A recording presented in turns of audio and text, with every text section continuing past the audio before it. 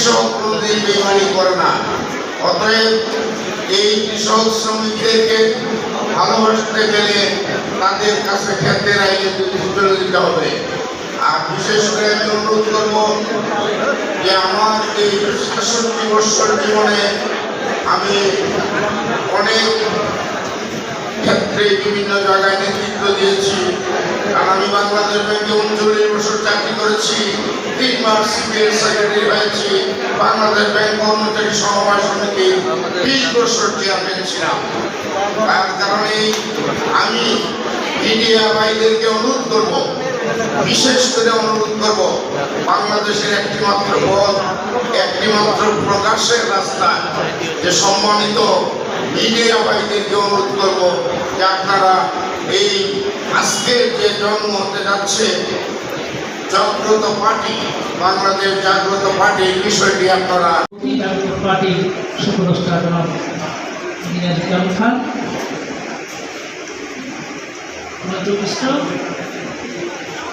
রাজনীতির প্রতিনিধি এই মুখ্যমন্ত্রী বসা আছে এবং আজাদি নিজের সম্মানিত সভাপতি আমাদের প্রিয় বন্ধু, প্রিয় মানুষ জনাব আতাউল্লাহ খান, আমাদের একজন আব্দুল রশিদ কর্মরাজিস ছিলেন। পুলিশের গুলিতে ছাত্ররা মারা যাচ্ছে, সেটা ইনকোয়ারি হওয়ার আগ পর্যন্ত এই সভা চলতে পারে না। সেই বিপ্লবী নেতার উত্তরসূরি আমি মনে করি আজকে যারা জাগ্রত পার্টির এই মঞ্চে আছেন তারা সকলেই সেই বিপ্লবী নেতার উত্তরসূরি এবং জনগণের জন্যে মানুষের ধর্ম বিরোধী কিছু লোক ঢুকে গেছে, প্রবেশ করেছে।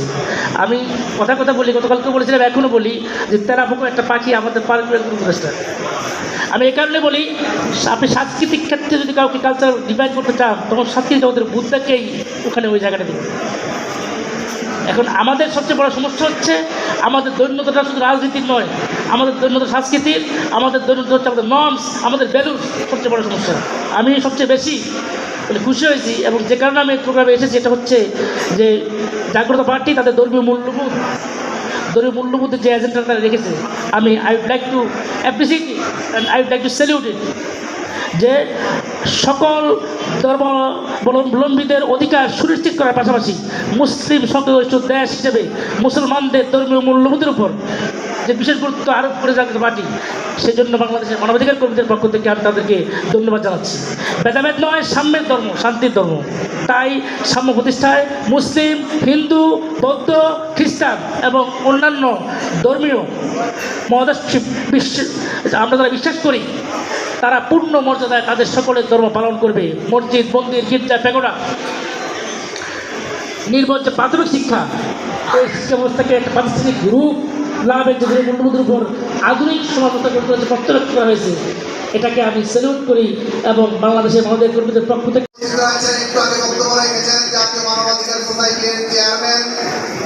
এবং আমেরিকা বাংলাদেশ ইউনিভার্সিটির প্রশাসক প্রফেসর ডক্টর নজরুল ইসলাম তামিজি সহ আমাদের আতা ভাই, আমাদের ইসা ভাই সহ আমাদের ইকরাম ভাইয়ের বাবা সহ আমরা যারা এখানে উপস্থিত রয়েছেন, আমি শুধু 3টি বিষয়ে 3 মিনিট কথা বলতে চাই।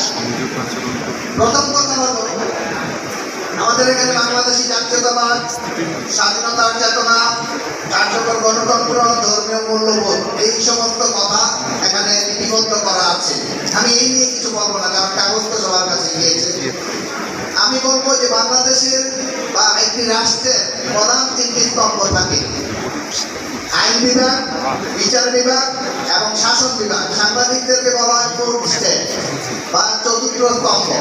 এই 3টা স্তম্ভের প্রথমটি হলো আইন বিভাগ। আমরা কেমন আইন চাই?